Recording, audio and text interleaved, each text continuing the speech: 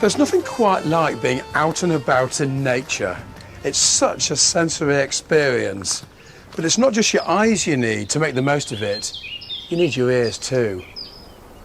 Have a listen to that. When we stop and tune in, there's a whole cacophony of sound out there. But as sensitive as our ears are, human hearing is quite limited compared to one animal. I'm hoping to demonstrate the super sense of a creature whose very success in life is based on its ability to hear in a range well beyond our reach. It's the bat. This is Blagdon Lake in North Somerset, and very soon it'll be teeming with bats, providing the perfect opportunity to illustrate my point.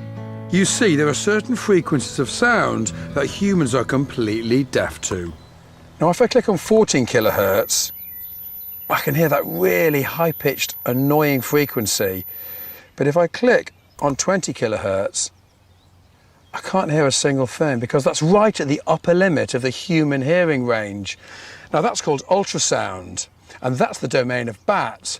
And the only way I can hear those high-pitched calls is with one of these, a bat detector. Bats live, feed and hunt at night to avoid daytime predators, and as a result they've evolved an incredibly precise navigation system based around their super hearing, called echolocation. As it flies, a bat constantly sends out a series of short, high-pitched sounds. These travel away from the bat and bounce off any object in their path, creating, of course, an echo.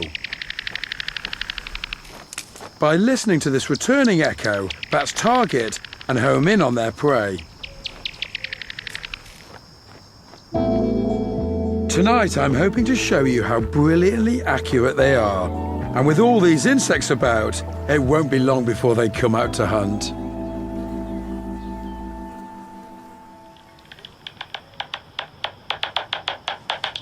Listen to that. That's the sound of nocturnal bats echolocating right above my head. What I'm going to try and do is capture the moment a bat swoops down to grab its prey. And to help me out, I'm going to use a cork. But it gets much more high-tech than that. We've bought an entirely new slow-motion camera that films in infrared, along with special infrared lights to avoid disturbing the bats. But that means I remain bathed in total darkness. All I can do is chuck up the cork and hope for the best.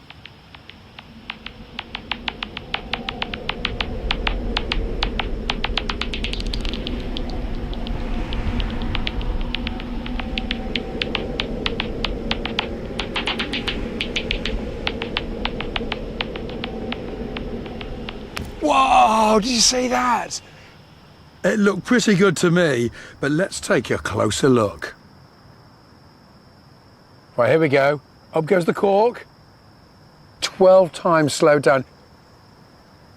In comes the bat. Really long wings, right past it. Watch this. Oh, it's just turning around on a sixpence. It's hearing for the cork. It's not seeing it, and it just scoots right past the cork.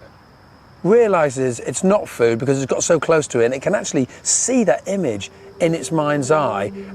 And obviously decides there's food to be had elsewhere. All with its ears. This is one of the most fearsome nighttime predators if you're a moth, a beetle, or any type of flying insect. Oh, just chuffed to bits. I've never, ever seen footage like this.